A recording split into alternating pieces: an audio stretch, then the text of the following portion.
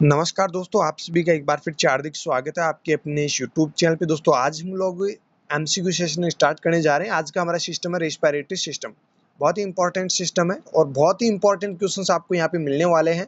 जो भी नॉर्सेट प्री का एग्जाम रिसेंटली भी हुआ है, उसमें बहुत सारे क्वेश्चंस इस सिस्टम से पूछे गए थे, जिनमें से 4 क्वेश्चंस जो है वो एज इट इज जैसे आपको एग्जाम में पूछे गए वैसे के वैसे क्वेश्चंस आपको हमारे इन 2 सेशन के अंदर मिलेंगे। तो हो सकता है आपको आज के सेशन में मिल जाए या फिर कल जो हम सेशन लेंगे उसमें आपको ये क्वेश्चंस देखने को मिल जाए। और ये जो भी क्वेश्चंस होंगे वो बहुत ही इंपॉर्टेंट क्वेश्चंस होंगे, जो आपकी नॉर्सेट मेन में भी पूछे जाएंगे और आपकी ईएसआईसी डीएसएसबी में भी हेल्प करेंगे। और जो भी नॉर्सेट प्री क्वालिफाई नहीं कर पाए वो सभी लोग ईएसआईसी डीएसएसबी की अच्छे से तैयारी करते रहे। हो सकता है आपको नॉर्सेट में ना मिलके ईएसआईसी या फिर डीएसएसबी में मौका मिल जाए। तो अब जब आप पढ़ेंगे तभी तो आप आगे बढ़ेंगे। तो आप अपनी पढ़ाई को जो है कंटिन्यूसली करते रहे ताकि आपको सक्सेस मिल जाए। चलिए स्टार्ट करते हैं आज के इस सेशन को। बहुत ही इंपॉर्टेंट क्वेश्चंस है, ऐसा ना सोचे कि इजी क्वेश्चंस है, ये बहुत हार्ड क्वेश्चंस होते हैं ऐसे। हालांकि क्वेश्चंस की लेंथ जो है वो बिल्कुल शॉर्ट एंड स्वीट है, लेकिन ऐसे क्वेश्चंस आपके हर बार एग्जाम में गलत हो ही जाते हैं। देखिए यहाँ पे पहला सवाल बहुत ही इंपॉर्टेंट सवाल है। क्वेश्चंस देख लीजिए और अपना आंसर जो है कमेंट बॉक्स में डाल दीजिए, तब तक हम आपको क्वेश्चन बताते हैं और इसका आंसर भी बताते हैं। पहला क्वेश्चन देखिए, the normal respiratory rate for an adult mail is. बिल्कुल सिंपल सा क्वेश्चन पूछा गया कि एडल्ट मेल में नॉर्मल रेस्पिरेटरी रेट कितनी होती है। अब देखिए ऑप्शंस आपके सामने हैं। ऑप्शंस को देखने के बाद आप यहाँ पे ढूंढ रहे होंगे कि 16 से 20 तो ऑप्शन में दिया ही नहीं है। तो अब आप क्या करेंगे, यहाँ पे ये दिक्कत आ जाती है। ऐसा ऑप्शन अगर ना मिले 16 से 20 तो फिर आपकी क्या हो जाती है, यहाँ पे दिक्कत हो जाती है। ऑप्शंस आपके सामने 10 से 12 बीपीएम, 8 से 10 बीपीएम, 20 से 22 बीपीएम एंड 14 से 16 बीपीएम। तो ये एडवांस लेवल के क्वेश्चंस है, ये बहुत ही इंपॉर्टेंट है, ध्यान रखना। ये क्वेश्चन हो सकता है आपको नॉर्सेट मेन में एज इट इज पूछ लिया जाए और आप यहाँ पे जो ऑप्शन सी करेक्ट करके आ जाए, तो ऐसा नहीं करना है, ठीक है।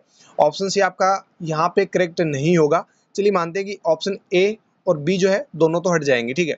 अब आपके सामने 2 ऑप्शंस है, तो 20 से 22 आपको नहीं करना है, ये भी नहीं करना है। आपको जो सही जवाब करना है वो करना है आपको डी, 14 से 16 ब्रीथ पर मिनट। ये एक नॉर्मल एडल्ट मेल की क्या होती है, नॉर्मल रेस्पिरेटरी रेट होती है। 16 से 20 ऑप्शन में ना मिले तो आपको जवाब क्या करना है, 14 से 16 ब्रीथ पर मिनट। यहाँ पे आपका सही जवाब होगा ऑप्शन डी। कहीं आप 16 से 20 ऑप्शन ढूंढते रहे और इस क्वेश्चन को ही छोड़ के आ जाए या फिर कोई गलत ऑप्शन जो है वो आप चूज करके आ जाए, ऐसा नहीं करना है, ठीक है। यहाँ पे रेशनल में दे रखा है, सेम वही है कि जो एडल्ट मेल है उसकी रेस्पिरेटरी रेट नॉर्मल 14 से 16 ब्रीथ पर मिनट होती है।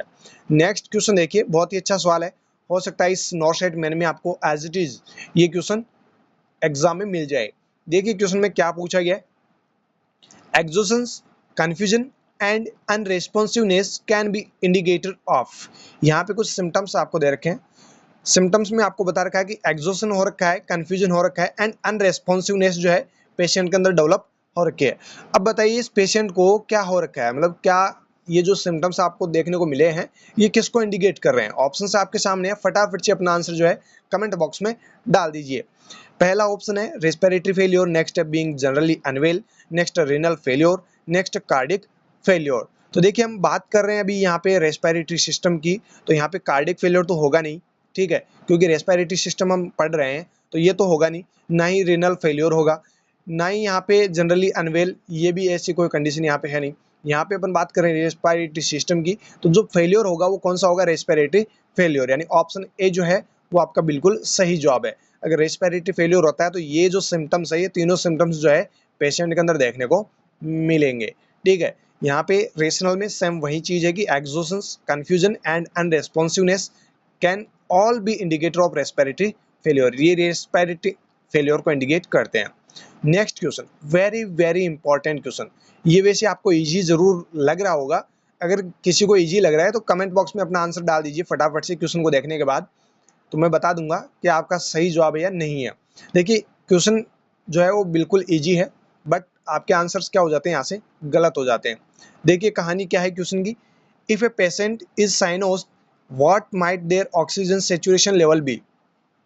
एक पेशेंट है जो कि साइनोस साइनोसिस उस पर्सन के अंदर डेवलप हो रखा है, साइनोस्ड है यानी कि साइनोसिस उस पर्सन के अंदर डेवलप हो रखा है। अब आपको यहाँ पे पूछना चाह रहा है कि इस पेशेंट में साइनोसिस डेवलप हुआ है तो ऑक्सीजन सैचुरेशन लेवल जो है वो कितना रहेगा। बहुत ही इंपॉर्टेंट क्वेश्चन है, याद कर ही लेना, ठीक है। ऑप्शंस यहाँ पे ये रहे आपके, first 98% and above, next 94% and above, next 80% और अबव, सॉरी बिलो, नेक्स्ट 85% और अबव। तो मैंने आपको एसिड बेस बैलेंस के अंदर अच्छे से बताया था, जो ऑक्सीजन सेचुरेशन लेवल होता है नॉर्मली वो कितना होता है 80 टू 100, 80 टू 100 या फिर इसको 100 नहीं बोलते हैं वैसे, 80 टू 95% तक बोलते हैं, 96 भी कहीं बुक में मिल जाएगा। तो मतलब ये क्या है आपका नॉर्मली ऑक्सीजन सेचुरेशन लेवल। अब यहाँ पे बात हो रही है साइनोसिस पेशेंट की कि भाई पेशेंट को साइनोसिस डेवलप हुआ है, तो ये तो एक आपकी नॉर्मल रेंज है, ये भी आपकी नॉर्मल रेंज है, 85 और अबव है, ये भी आपकी क्या है नॉर्मल रेंज है। लेकिन यहाँ पे पेशेंट को हो रखा है साइनोसिस, मतलब 80% या उससे बिलो जो है ऑक्सीजन सेचुरेशन इस पेशेंट के अंदर देखने को मिलेगा। तो 80% या इससे बिलो अगर ऑक्सीजन सेचुरेशन है, मतलब समझ जाना पेशेंट जो है वो साइनोसिस के कंडीशन में जा रहा है या फिर पेशेंट को साइनोसिस की कंडीशन डेवलप हो रही है। चलिए यहाँ पे रेशनल में और देख लेते हैं। Cyanosis is an indication that there is not sufficient oxygen to maintain the oxygen saturation level above 80%। यानी कि साइनोसिस जो है वो इंडिकेट कर रहा है कि प्रॉपर जो सफिशिएंट ऑक्सीजन मिलनी चाहिए वो नहीं मिल पा रही है, वो मेंटेन नहीं हो पा रही है। तो यहाँ पे जो ऑक्सीजन सेचुरेशन का लेवल जो है वो अगर 80% से अबव है तो वो सफिशिएंट ऑक्सीजन जो है वो प्रोवाइड कर सकता है, यानी कि नॉर्मल जो पर्सन है उसको सफिशिएंट ऑक्सीजन मिल पा रही है। लेकिन अगर 80% से बिलो है, मतलब पेशेंट जो है वो साइनोसिस के कंडीशन के अंदर जा रहा है, मतलब पेशेंट को साइनोसिस डेवलप हो रहा है। ठीक है, नेक्स्ट क्वेश्चन देखिए, ये भी बहुत ही इंपॉर्टेंट क्वेश्चन है। क्वेश्चन बड़ा ईजी है बट हार्ड है, मतलब आपके लिए हार्ड है। क्यों है हार्ड? क्योंकि आप ऐसे क्वेश्चंस कभी ना तो पढ़े हैं ना देखे हैं। चलिए यहाँ पे देखिए क्वेश्चन में क्या पूछा गया, विच of the following is not associated with an increase in the work of breathing. बिल्कुल सिंपल सा क्वेश्चन पूछा गया है कि जो ब्रीदिंग है, ब्रीदिंग वाले वर्क को इंक्रीज करने के लिए सभी के सभी जुड़े हुए हैं, मतलब सभी जो कंडीशंस आपको यहाँ पे दे रखी है उनमें क्या हो रहा है, ब्रीदिंग जो है वो इंक्रीज हो रही है। एक जो नहीं जुड़ी हुई है, नोट यहाँ पे पूछा गया, या फिर नोट ना देकर आपको एक्सेप्ट से पूछ ले तो कहानी वही है कि आपको एक को छोड़कर वो बतानी है कंडीशन। यहाँ पे कंडीशन आपको दे रखी है कि सभी कंडीशन में ब्रीदिंग जो है वो इंक्रीज हो रही है, एक में नहीं हो रही है, तो कौन सी वो कंडीशन है। पहला ऑप्शन देखिए, rise in respiratory rate, respiratory rate जो है वो बढ़ रही है, मतलब इसमें क्या हो रही है, ब्रीदिंग इंक्रीज हो रही है, सीधी सी बात है। नेक्स्ट है नॉइजी ब्रीदिंग, नॉइजी ब्रीदिंग कब आएगी, जब ब्रीदिंग रेट जो है वो इंक्रीज होगी, तो यहाँ पर भी क्या है, जो ब्रीदिंग है वो इंक्रीज हो रही है। नेक्स्ट है increase in use of accessory muscles, अगर एक्सेसरी मसल्स अगर आप यूज करेंगे तो उससे क्या होगी, जो रेस्पिरेटरी रेट है या फिर जो ब्रीदिंग है वो क्या हो जाएगी, इंक्रीज हो जाएगी। जैसे आप योगा वगैरह करते हैं तो जो रेस्पिरेटरी रेट है या फिर ब्रीदिंग जो है वो क्या हो जाती है, आपकी बढ़ जाती है। नेक्स्ट देखिए, a respiratory rate of 16 breath per minute, respiratory rate अगर 16 ब्रीथ पर मिनट है तो यहाँ पे आपको क्या बताना है, कौन सी एक ब्रीदिंग इंक्रीज से जुड़ी हुई नहीं है। तो यहाँ पे सीधा सा सही जवाब आपका हो जाएगा ऑप्शन डी, ये क्या है, नॉर्मल वैल्यू है। बाकी जो तीन ऑप्शंस दे रखे हैं ये तीनों के तीनों जो है ब्रीदिंग इंक्रीज को इंडिकेट कर रहे हैं, ठीक है। तो यहाँ पे आपको ऑप्शन डी जो है वो सही जवाब करना है। Respiratory rate of 16 breath per minute is a classified as a normal respiratory rate and should therefore not increase the work of breathing। तो ये increase work of breathing से related नहीं है क्योंकि normal range के अंदर आपको ये वैल्यू दे रखी है। तो ऑप्शन डी आपका बिल्कुल सही जवाब है। नेक्स्ट क्वेश्चन देखिए, बिल्कुल सिंपल सा क्वेश्चन आपको पूछा गया है और हो सकता है इस एग्जाम में आपको पूछ लिया जाए, और पहले भी बहुत बार ये क्वेश्चन पूछा जा चुका है। स्ट्रीडर इज डिस्क्राइब एज, बिल्कुल सिंपल सा क्वेश्चन है कि स्ट्रीडर, जो स्ट्रीडर साउंड होती है वो कैसे क्या डिस्क्राइब कर सकते हैं आप, या फिर कौन सी साउंड को आप स्ट्रीडर साउंड कहेंगे। ऑप्शंस आपके सामने हैं, ए विजिंग साउंड, नेक्स्ट है गार्गलिंग साउंड, नेक्स्ट है रेटलिंग साउंड, नेक्स्ट है ए हाई पिच्ड साउंड। तो यहाँ पे बिल्कुल सिंपल सा सवाल है, तो यहाँ पे आपका सिंपल सा जवाब हो जाएगा ऑप्शन डी।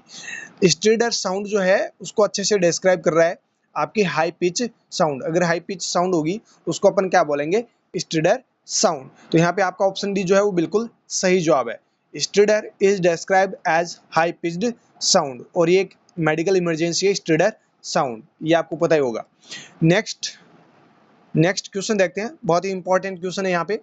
पहला ही क्वेश्चन देखिए यहाँ पे, नेक्स्ट सेशन का अपना, वैसे सेशन अपना दूसरा होगा जिसमें आपको जो रिमेनिंग क्वेश्चंस बचेंगे वो सारे के सारे प्रोवाइड करवाए जाएंगे, बट जो इंपॉर्टेंट क्वेश्चंस है वो मैं आपको बता रहा हूँ।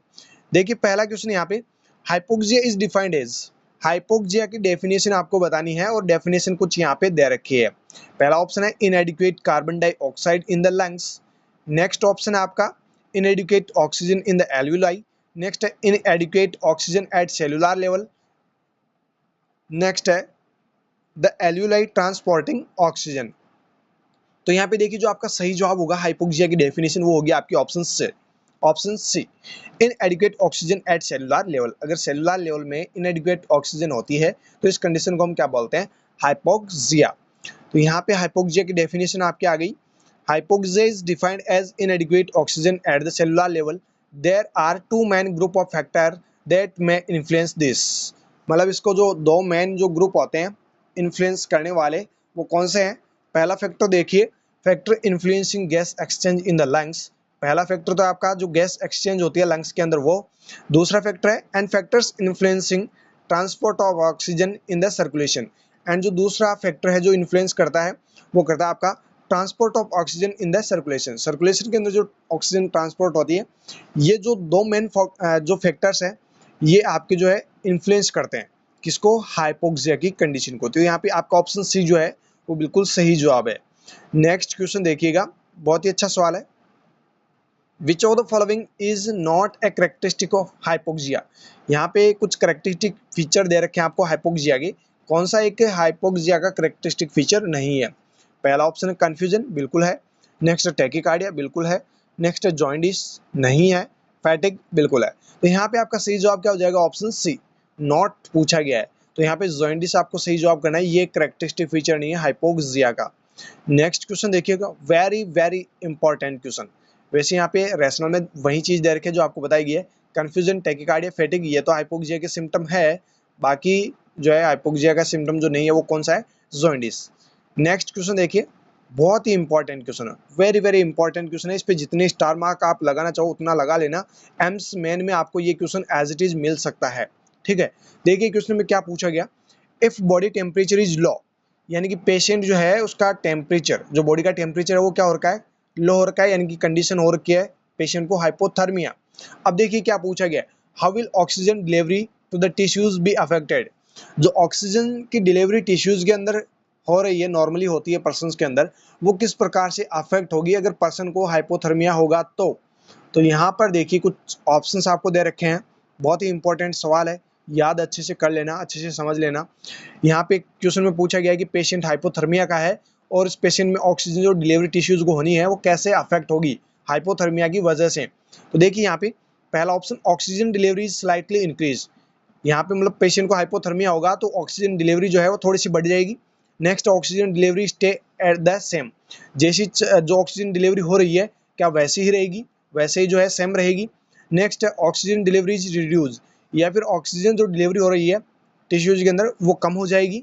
Next, oxygen delivery is greatly increased, या फिर ऑक्सीजन डिलीवरी जो है वो बहुत ज़्यादा बढ़ जाएगी। तो यहाँ पे दो ऑप्शंस तो आपके ऐसे हैं जिनमें ऑक्सीजन की जो डिलीवरी है वो क्या हो रही है, बढ़ रही है। यहाँ पे स्लाइटली इंक्रीज हो रही है, मतलब थोड़ी सी बढ़ रही है। यहाँ पे ग्रेटली इंक्रीज हो रही है, बहुत ज़्यादा बढ़ रही है।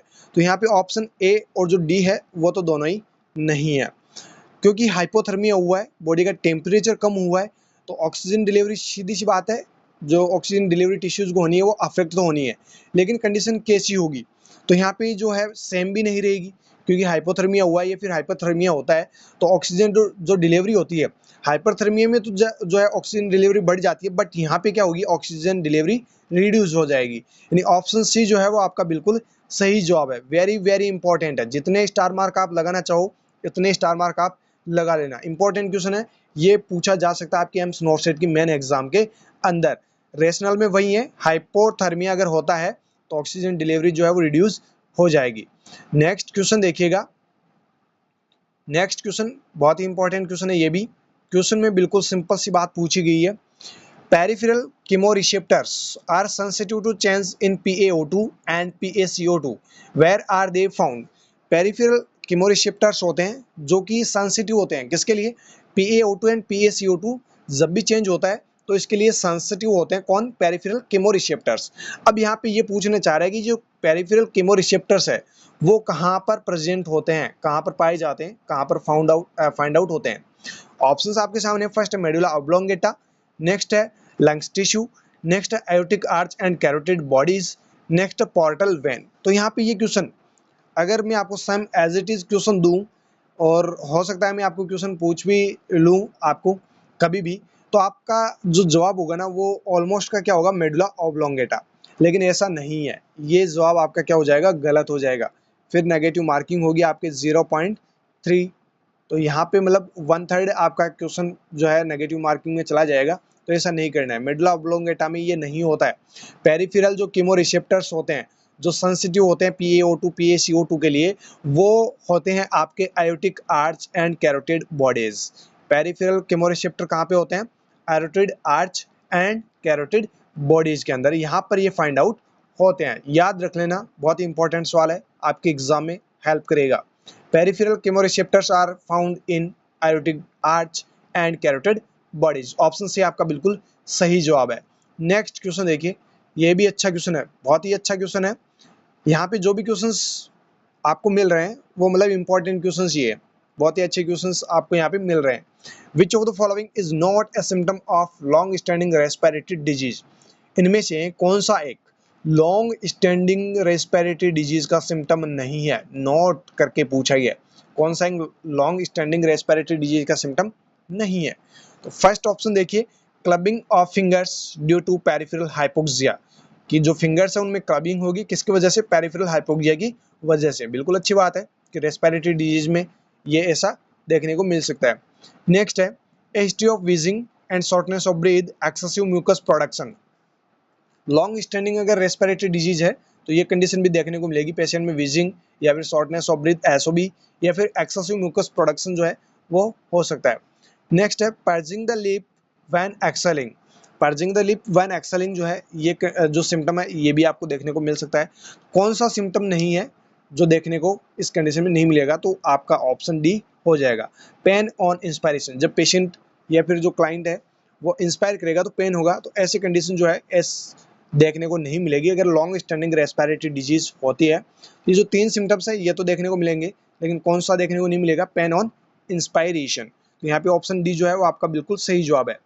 Long standing respiratory disease may be indicate if an individual has।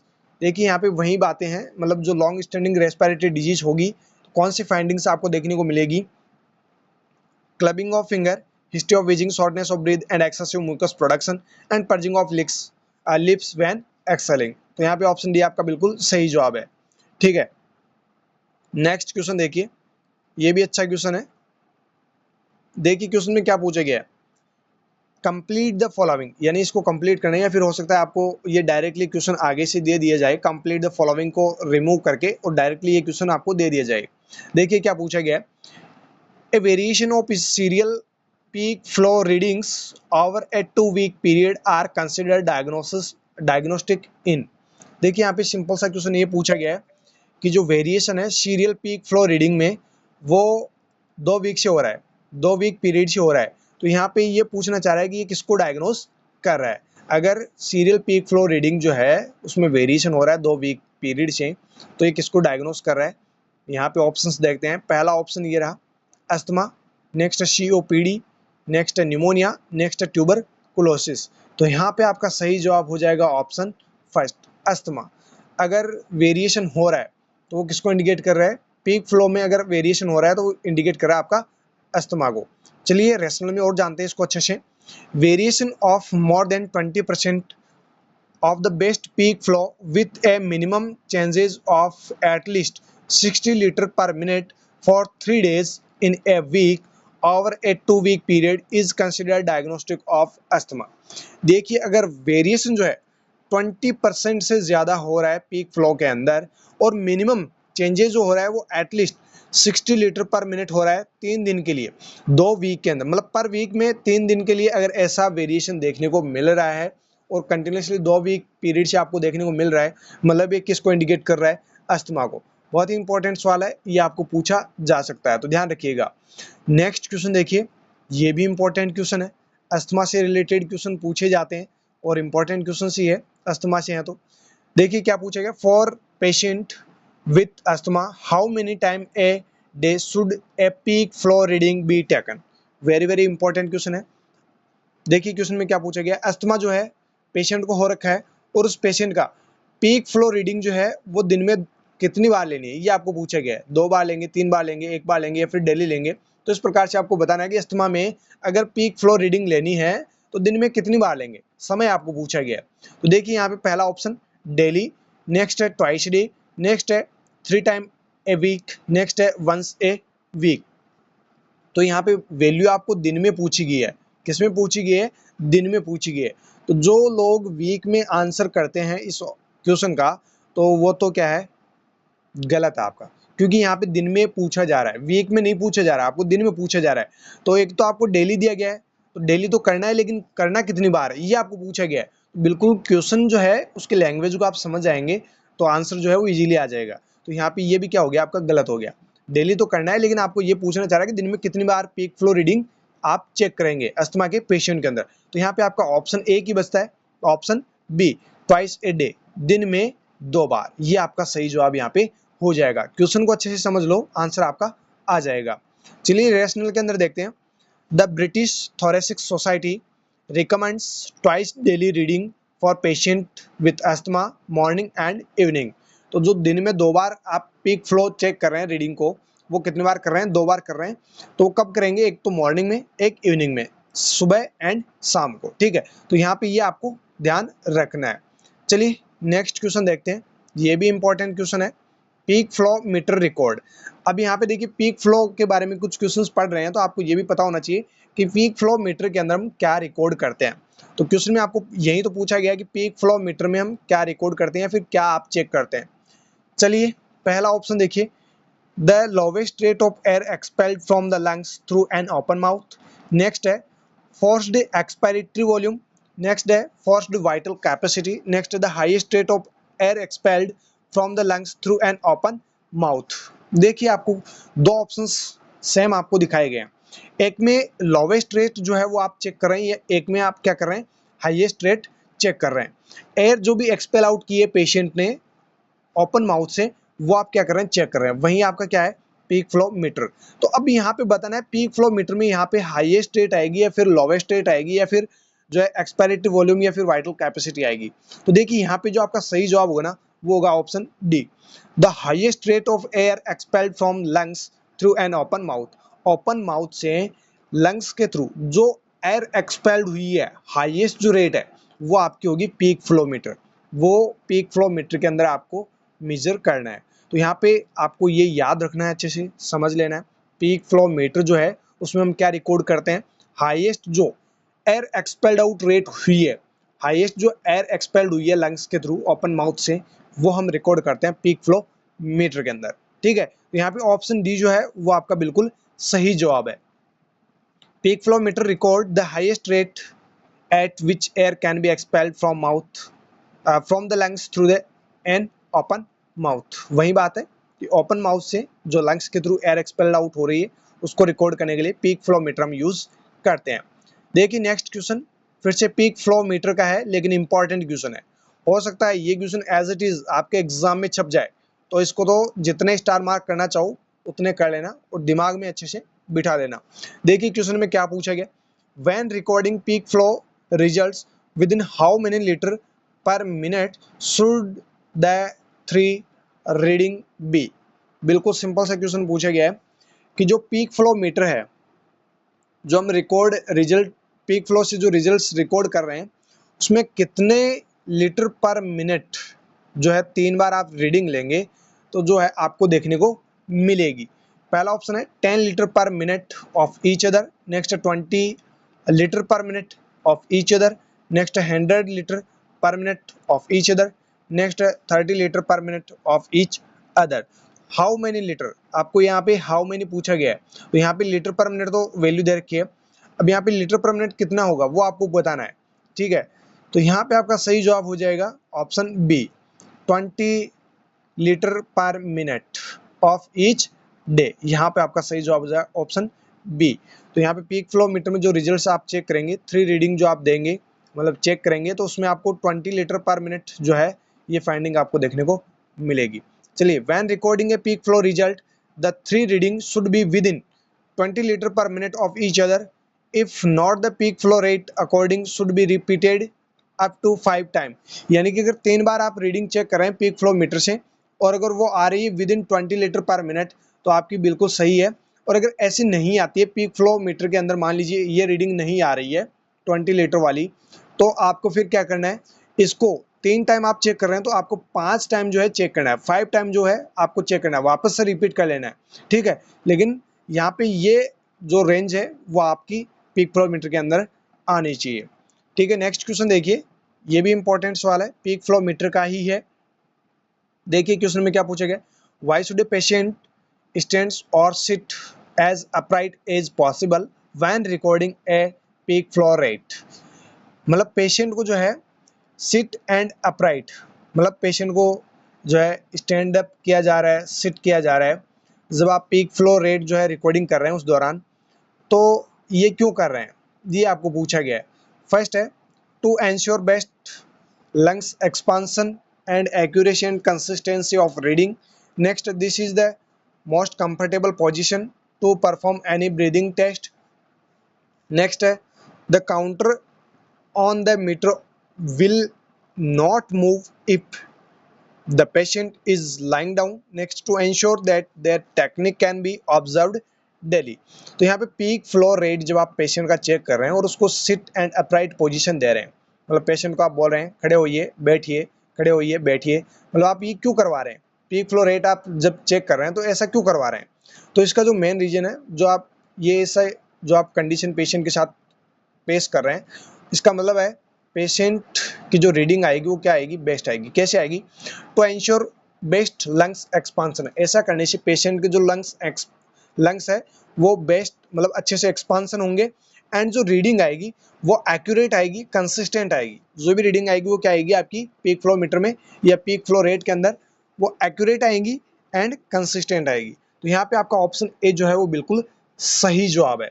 Next question देखिए, यहाँ पे क्वेश्चन से पहले देखिए ये जो आपको बात बताई गई है सेम वही है कि लंग्स एक्सपांसन होंगे तो जो रीडिंग आएगी वो सही आएगी, एक्यूरेसी आएगी, है ना उसके अंदर। चलिए नेक्स्ट क्वेश्चन देखिए, द वेंचुरी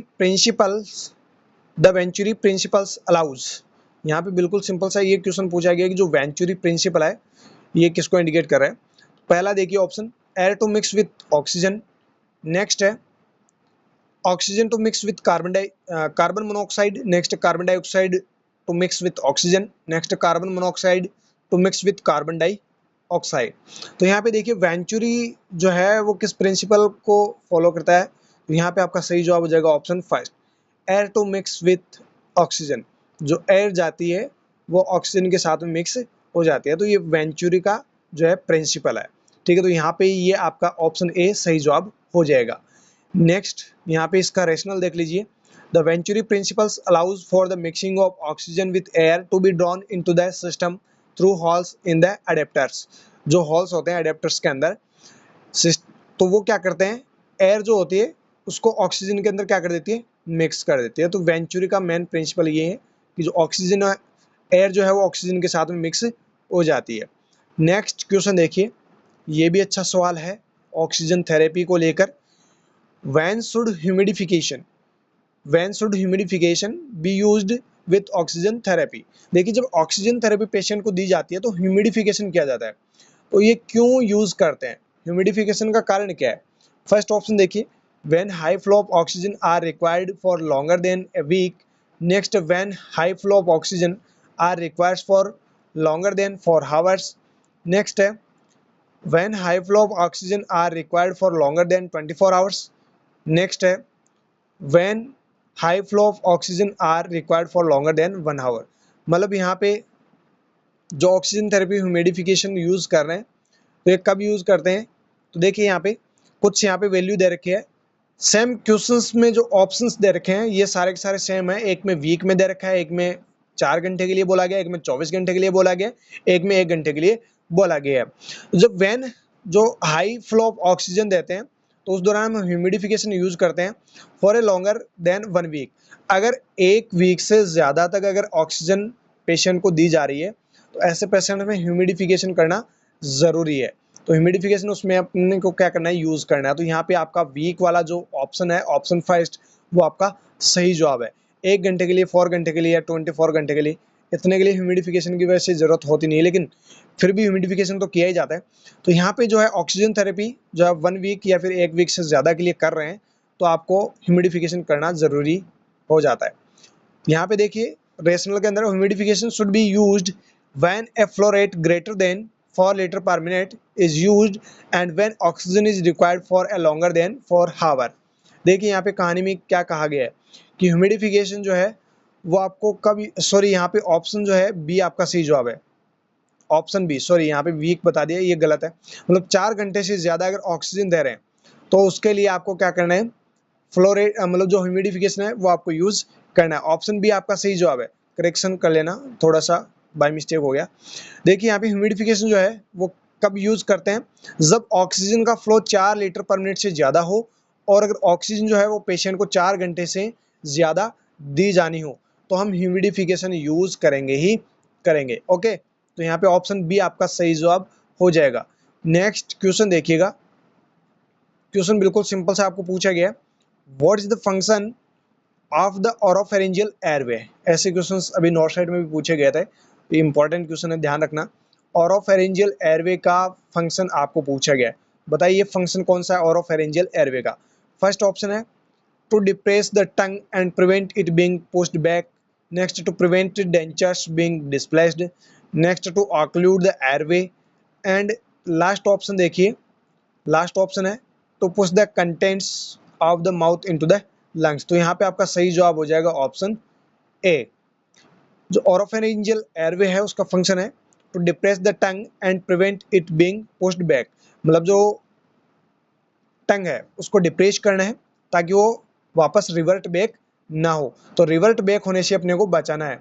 जब आप ओरोफेरिंजियल एयरवे जो है किसी पेशेंट का मेंटेन कर रहे हैं, टंग को डिप्रेस जरूर करना है ताकि वो रिवर्ट बैक ना हो और जो एयरवे मेंटेन हो रहा है उसको इंटरप्ट ना करे, नहीं तो पेशेंट की डेथ भी हो सकती है अगर ऑक्सीजन प्रॉपर नहीं मिलेगी। रिवर्ट बैक अगर जो है टंग हो जाएगी तो प्रॉपरली ऑक्सीजन सप्लाई नहीं हो पाएगी पेशेंट को, पेशेंट की डेथ भी हो सकती है।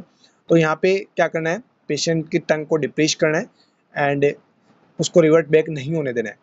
तो यहाँ पे आपका ऑप्शन ए बिल्कुल सही जवाब हो जाएगा। Insert the airway in an inverted position as it passes over the soft palate, rotate the airway through 180 degree. The curved part will depress the tongue and prevent it from being pushed back.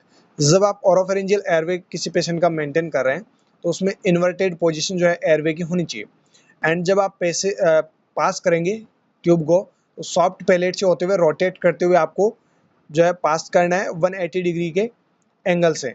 The curved part जो है वो depress करेगा, मतलब depress भी करना है curved part से टंग को ताकि वो है वापस रिवर्ट बैक ना हो। तो ऑप्शन आपका ए जो है बिल्कुल सही जवाब है। नेक्स्ट क्वेश्चन देखिए, बहुत ही अच्छा सवाल है। How does CPAP work. CPAP जो है वो कैसे वर्क करता है, ये आपको सिंपल सा सवाल पूछा गया है। पहला ऑप्शन देखिए, it varies the airway pressure and therefore improve ventilation. Next, it decrease the airway pressure and therefore improve ventilation. Next, it increase the airway pressure and therefore improve ventilation. Next, it does not change the airway pressure but improve ventilation. Question बिल्कुल simple सा पूछा गया कि CPF कैसे work करता है, लेकिन options जो है वो लगभग आपको सिमिलर से दिए गए हैं। किसी में डिक्रीज बोला गया, किसी में वेरीज बोला गया, किसी में इंक्रीज बोला गया है, लेकिन जो ऑप्शंस की लैंग्वेज है वो सिमिलर है। बस आपको यहाँ पे वर्ड जो है वो 3 अलग अलग चेंज करके दिए गए हैं। एक में वेरीज बोला गया, एक में डिक्रीज, एक में इंक्रीज, एक में नॉट चेंज, बस बाकी कहानी वही है। तो ऐसे जब ऑप्शंस आपको दिए जाते हैं आप क्या करके आते हैं, गलत आंसर करके आते हैं। देखिए सीपीएफ जो वर्क करता है वो किस बेसिस पे करता है, तो यहाँ पे आपका सही जवाब हो जाएगा option C. It increase the airway pressure and therefore improve ventilation. यहाँ पे एयरवे प्रेशर जो है वो इंक्रीज, सीपीएफ जो है वो कर देगा इंक्रीज और इससे क्या हो जाएगा, वेंटिलेशन भी इम्प्रूव हो जाएगा। तो ऑप्शन सी जो है वो आपका बिल्कुल सही जवाब है सीपीएफ के regarding. CPAP work by increasing airway pressure and therefore improve ventilation to the collapsed area of the lungs. Lungs में जहाँ पे collapse हुआ है वहाँ पे airway pressure के साथ में ऑक्सीजन जाएगी जिससे वेंटिलेशन भी इम्प्रूव होगा। तो ये CPAP का क्या है वर्क है। नेक्स्ट क्वेश्चन देखिएगा, क्वेश्चन बिल्कुल सिंपल सा है कि how do you prevent nasal bridge abrasions occurring in the patient using CPAP and NIV।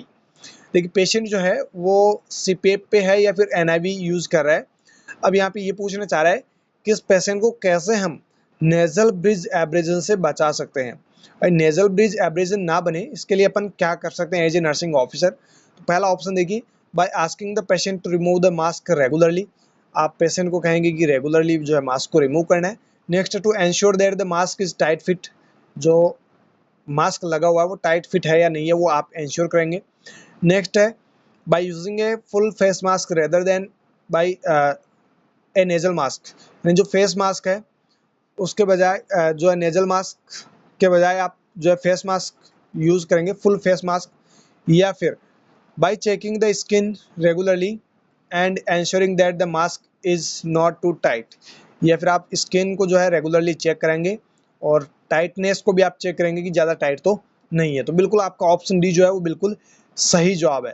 अगर सीपीएप या एनआईवी पेशेंट को लगा हुआ है तो उसमें नेजल ब्रिज एब्रेजन से उसको प्रिवेंट करना है। तो ये काम आपको एज ए नर्सिंग ऑफिसर करना है। स्किन को आपको रेगुलरली चेक करना है, साथ ही साथ मास्क को भी चेक करना है, इंश्योर कर लेना है कि कहीं वो टाइट तो नहीं बंधा हुआ है। तो यहाँ पे ऑप्शन डी आपका बिल्कुल सही जवाब है। कहानी वही है जो आपको बताई गई है। नेक्स्ट क्वेश्चन देखिए, व्हाट इज ए ट्रेकियोस्टोमी। देखिए क्वेश्चन में क्या पूछा गया, बिल्कुल सिंपल सा क्वेश्चन पूछा गया, ट्रेकियोस्टोमी क्या है, ट्रेकियोस्टोमी के बारे में पूछा गया। अब देखिए यहाँ पे जो ऑप्शंस आपको दिख रहे हैं ना वो लगभग सेम से दिख रहे होंगे, एक ऑप्शन को छोड़कर। ये एक छोटा सा ऑप्शन मिला है ना ऑप्शन सी, बाकी जो है ऑप्शन सारे सिमिलर से दिख रहे होंगे। एक में एंटीरियर वॉल जो है उसका दिया गया है क्रिकॉइड कार्टिलेज के अंदर, और यहाँ पे अबव दिया गया है, यहाँ पे बिलो दिया गया है, एंड यहाँ पे पोस्टीरियर वॉल देखिए बिलो दिया गया है। कहानी वही है, ठीक है। तो आपको ये पता होना चाहिए ट्रेकियोस्टोमी कहाँ पे परफॉर्म की जाती है, ये आपको पता होगा तभी आप क्वेश्चन का आंसर कर पाओगे। देखियो ऑप्शंस देखिए क्या है ट्रेकियोस्टोमी के बारे में। N opening in the anterior wall of the trachea about the cricoid cartilage. Next, an opening in the anterior wall of the trachea below the cricoid cartilage. Next, an opening in the anterior chest wall. Next, an opening in the posterior wall of the trachea below the cricoid cartilage. तो देखिए यहाँ पे आपका सही जवाब तो होगा below वाला। अब बिलो के भी दो ऑप्शंस है, ऑप्शन बी एंड डी। अब ये आपको पता होना चाहिए कि एंटीरियर वॉल में करते हैं ट्रेकियोस्टोमी परफॉर्म या फिर पोस्टीरियर वॉल के अंदर, तभी तो आप क्वेश्चन को सॉल्व कर पाओगे। तो यहाँ पे जो आपका सही जवाब होगा वो होगा option B, an opening in the anterior wall of the trachea below the cricoid cartilage. Cricoid cartilage के जस्ट बिलो जो है ट्रेकिया की तरफ एंटीरियर वॉल में हम ओपनिंग बनाते हैं, वो होती है आपकी ट्रेकियोस्टोमी, ठीक है। तो ऑप्शन बी आपका बिल्कुल सही जवाब है। वही कहानी यहाँ पे लिखी हुई है, ठीक है। और यहाँ पे ये एक इंपॉर्टेंट चीज और है, जो ट्रेकियोस्टोमी हम परफॉर्म करते हैं वो किस ट्रेकियल कार्टिलेज रिंग पे करते हैं। तो आपको आंसर में करना है 2 to 3, second and third tracheal cartilage ring के बीच में ट्रेकियोस्टोमी परफॉर्म की जाती है। बाकी ये भी आपको ध्यान रखना है एंटीरियर वॉल में करेंगे। एंटीरियर वॉल कहाँ पे, ट्रेकिया के एंटीरियर वॉल पे, and below the cricoid cartilage, और जो क्रिकॉइड कार्टिलेज है उसके जस्ट बिलो ये मतलब साइट होती है ट्रेकियोस्टोमी करने की, ठीक है। नेक्स्ट क्वेश्चन देखिए, फिर से ट्रेकियोस्टोमी का इंपॉर्टेंट सवाल है। देखिए क्वेश्चन में क्या पूछा गया है, why might a patient need a tracheostomy, मतलब पेशेंट को ट्रेकियोस्टोमी की जरूरत क्यों पड़ती है। फर्स्ट देखिए, to repair vocal cord after paralysis. Next, to aid swallowing. Next, as an aid to weaning patient from a ventilator. Next है prior to neck surgery. तो देखिए यहाँ पे क्वेश्चन में क्या पूछा गया, पेशेंट को ट्रेकियोस्टोमी की जरूरत क्यों पड़ी। तो यहाँ पे आपका सही जवाब हो जाएगा option C, as an aid to weaning patient from a ventilator, कि पेशेंट जो है वो वेंटिलेटर पे है और उसको वीनिंग की ज़रूरत है, तो उसके लिए अपने को क्या करना होता है, ट्रेकियोस्टोमी पेशेंट के अंदर परफॉर्म करनी होती है। चलिए इसको रैशनल से और समझते हैं। A tracheostomy might be inserted for a number of reasons including as an aid to weaning of the patient from a ventilator. A tracheostomy might be inserted because the patient has vocal cord paralysis, but it will not repair the vocal cord. मतलब जो ट्रेक्योस्टोमी है वो हम दो condition के लिए करते हैं। एक तो आपको वोकल कॉर्ड पैरालिसिस का ऑप्शन दे रखा है, लेकिन उसको उतनी प्रायोरिटी नहीं देनी है, क्योंकि वोकल कॉर्ड पैरालिसिस के लिए आप ट्रेक्योस्टोमी परफॉर्म तो कर देंगे, लेकिन वोकल कॉर्ड को आप ठीक नहीं कर पाएंगे। ठीक है, not repair the vocal cord. ठीक है, तो इससे आप इसको रिपेयर नहीं कर पाएंगे। तो यहाँ पे ट्रेक्योस्टोमी का वोकल कॉर्ड पैरालिसिस के अंदर कर तो सकते हैं, बट इससे कोई इसको पेशेंट को फायदा नहीं होने वाला है। लेकिन यहाँ पे जो ट्रेक्योस्टोमी परफॉर्म करेंगे, इसका जो रीजन है वो यही है कि पेशेंट जो है उसको वेनिंग करवाना है। वेंटिलेटर पे पेशेंट है तो उसको वेनिंग के लिए हम ट्रेक्योस्टोमी परफॉर्म कर सकते हैं। यहाँ पे ऑप्शन सी आपका बिल्कुल सही जवाब हो जाएगा। नेक्स्ट क्वेश्चन देखिए, what is the purpose of the cuff on tracheostomy tube. Tracheostomy tube के अंदर कफ लगा होता है। ट्रेक्योस्टोमी ट्यूब पे क्या होता है, कफ लगा होता है, उसका पर्पज क्या है। तो पहला ऑप्शन देखिए, to create an air seal within the trachea and reduce the risk of aspirating saliva or gastric content. Next to reduce local edema. Next to assist with swallowing. Next to allow the patient to talk. तो देखिए यहाँ पे जो purpose है ना ट्रेक्योस्टोमी tube में कफ लगने का, वो मेन पर्पज है आपका option A, to create an air seal within the trachea. जो ट्रेकिया के अंदर एयर सील होती है उसको ओपन करने का काम जो होता है वो आपका कफ का होता है। To create an air seal within the trachea and reduce the, and साथ में ये क्या करता है, जो एस्पायरेट पेशेंट में हो सकता है सलाइवा या फिर गैस्ट्रिक कंटेंट का, उसके रिस्क को भी क्या कर देता है, ये रिड्यूस कर देता है। तो यहाँ पे कफ के दो काम होते हैं, एक तो to create an air seal within the trachea, trachea के अंदर एयर सील क्रिएट करने का, और दूसरा गैस्ट्रिक कंटेंट को वापस एस्पायरेट करने से भी बचाता है। तो यहाँ पे ऑप्शन ए आपका बिल्कुल सही जवाब है। यहाँ पे वही कहानी है, cuffed tube have be inflatable cuff that is situated above the internal opening of the tracheostomy tube। जो internal opening होती है tracheostomy tube की, वहाँ पे ये एक inflatable cuff होता है जिसको इन्फ्लेट किया जाता है, जिससे क्या होगा, once inflates this create an air seal। एक बार जब आप इसको इन्फ्लेट कर देंगे तो एयर सील जो है वो बन जाएगी साथ ट्रेकिया के अंदर, एंड रिड्यूस हो जाएंगे यहाँ पे रिस्क किसके, aspiration saliva and gastric content के। If a cuffed tube is used, the patient will not be able to talk with the cuff inflated। जब आप कफ को इन्फ्लेट कर देंगे तो पेशेंट बोलने लायक नहीं रहेगा, मतलब पेशेंट बात नहीं कर सकता है। तो यहाँ पे not be able to talk, patient अगर के कफ को इन्फ्लेट किया गया है तो वो पेशेंट बोल नहीं सकता है। उसको कोई भी काम हो, अगर पढ़ा लिखा है तो वो लिख के आपको बता सकता है कि ये कुछ भी जो भी बताना हो उसको, लेकिन वो बोल नहीं सकता है। ठीक है, तो यहाँ पे ऑप्शन ए जो है वो आपका सही जवाब है। नेक्स्ट क्वेश्चन देखिए, नेक्स्ट क्वेश्चन पूछा गया है, why can not patient talk if cuff is inflated. बिल्कुल वही बात है कि आपको यहाँ पे ये पूछना चाह रहा है कि जब कफ को इन्फ्लेट कर देंगे तो पेशेंट बोल नहीं पाएगा, क्यों, कारण क्या है। कारण आपको पूछा गया, they are unable to breathe in sufficiently, वो अच्छे से ब्रीथ नहीं कर पा रहा इसलिए। Next, they are unable to swallowing properly, वो स्वेलो नहीं कर पा रहा इसलिए। नेक्स्ट है, it is too tiring, tiring की वजह से, या फिर they are unable to pass air through the vocal cord, यानी या फिर जो एयर है वो वोकल कॉर्ड से पास नहीं कर पा रहा है उसकी वजह से। देखिए यहाँ पे मेन जो रीजन है ना, इन्फ्लेट जब आप कफ को कर देते हैं तो पेशेंट नहीं बोल पाता, उसका मेन रीजन ये है कि जब आप कफ को इन्फ्लेट कर देंगे तो एयर जो है वोकल कॉर्ड के थ्रू पास नहीं होगी, तो पेशेंट बोल नहीं पाएगा। तो यहाँ पे ऑप्शन डी जो है ये आपका यहाँ पे सही जवाब है। नेक्स्ट क्वेश्चन देखिएगा, ये वही जो रेशनल में है वही दे रखा है जो आपको क्वेश्चन में बताया गया, ऑप्शन में बताया गया। Patient can not talk if the tracheostomy tube cuff is inflated because air does not pass through their vocal cord, तो इसकी वजह से नहीं बोल पाता है। नेक्स्ट क्वेश्चन है, what must you ensure before a speaking valve is used. देखिए क्वेश्चन में क्या पूछा गया कि जो स्पीकिंग वाल्व्स होते हैं, बिफोर स्पीकिंग वाल्व यूज्ड, तो एंश्योर कर लेना है, क्या एंश्योर करना है जब आप स्पीकिंग वाल्व यूज कर रहे हैं। तो पहला ऑप्शन देखिए, that the patient is able to swallow properly, कि पेशेंट प्रॉपर्ली स्वेलो कर रहा है या नहीं कर रहा है, ये आपको चेक करना है। या फिर it is 7 days after the tracheostomy tube was first inserted, या फिर जब आपने ट्रेकियोस्टोमी ट्यूब इंसर्ट किया उसके 7 दिन तक आप चेक करेंगे। Next the cuff is deflated, या फिर कफ इज इन्फ्लेटेड। तो यहाँ पे देखिए जो आपका सही जवाब होगा वो होगा option C. Option C, cuff is deflated. देखिए जो स्पीकिंग वॉल्व यूज कर रहे हैं, तो बिफोर स्पीकिंग वॉल्व जब आप यूज करेंगे उससे पहले आपको क्या इंश्योर कर लेना है कि कफ जो है वो डिफ्लेट है या नहीं है। तो ऑप्शन सी जो है वो आपका सही जवाब हो जाएगा। देखिए कहानी समझते हैं। The cuff must be deflated if a speaking valve is used. जब भी स्पीकिंग वॉल्व यूज किए जाते हैं तो उससे पहले ये आपको इंश्योर कर लेना कि पेशेंट जो ट्रैकियोस्टोमिक कफ है वो डिफ्लेट है या नहीं है। Next, the speaking valve act as a one way valve. जो स्पीकिंग वॉल्व होते हैं वो एक्ट करते हैं आपके वन वे वाल्व की तरह। Closing on expiration to allow air to pass through the vocal cords. Expiration जब क्लोज होता है तो एयर जो है वो अलाउ होती है, मतलब पास हो जाती है थ्रू द वोकल कॉर्ड के through. Next, if the cuff is not deflated. अगर पेशेंट के अंदर जो ट्रैकियोस्टोमी लगाई हुई है कफ अगर डिफ्लेट नहीं है, patient will not be able to breathe out. Patient जो है वो ब्रीद आउट नहीं करने में एबल नहीं रहेगा, मतलब ब्रीद आउट नहीं कर पाएगा। तो यहाँ पे ये आपको पहले क्या करना है, कफ डिफ्लेट है या नहीं है ये आपको चेक कर लेना है। ठीक है, नेक्स्ट क्वेश्चन देखते हैं।